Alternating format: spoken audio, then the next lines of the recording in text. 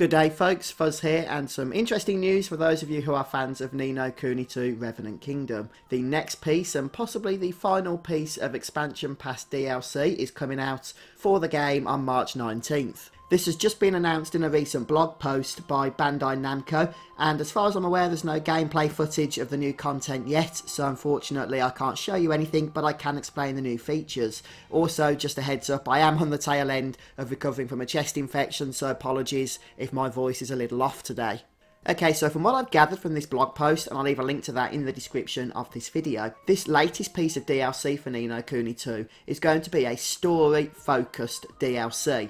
So it is still going to include gameplay elements that are new, which we are going to talk about in a moment as well. But unlike perhaps some of the previous DLCs, which have mainly focused on new dungeons or expanding previous dungeons, this is really going to focus on advancing the story of Evan and his companions. And the general outline, the general gist of where the story is going to begin is that various people have all been having a similar dream surrounding some kind of mysterious rabbit of all things. So I'm not exactly sure what that's about, but that's going to basically kick off some kind of investigation by Evan and his friends, and they're going to really try and get into and find out what this is about, this shared experience here. And while the blog post doesn't detail too much more about the story, obviously it's not going to want to spoil it for us, it does mention there's going to certainly be some aspects of it that are going to be familiar to those who have played the original Ni no Kuni, Wrath of the White Witch. And one of the pieces of concept art that has been released along with this announcement seems to show a girl who looks remarkably like Aranella, one of Evan's friends from the start of the game,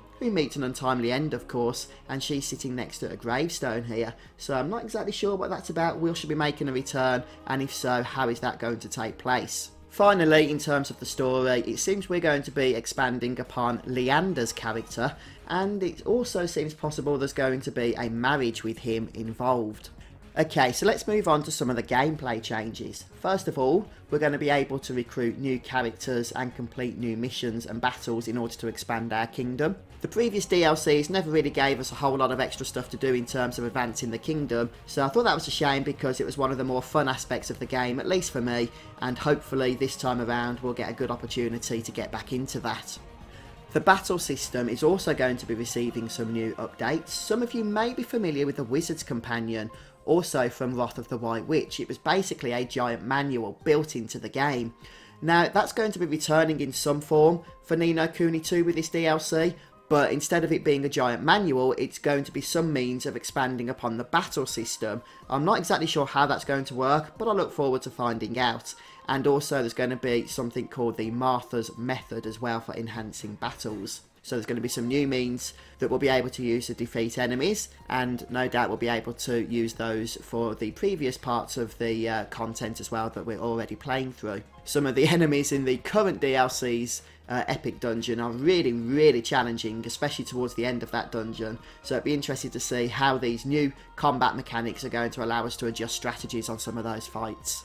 Finally, there's going to be a whole new location for us to go and explore. This is the Soloseum Slog, and by the sounds of it, from what I understand, this is going to be a style of arena combat. You know, like we often get in Japanese role-playing games, they tend to be a lot of fun.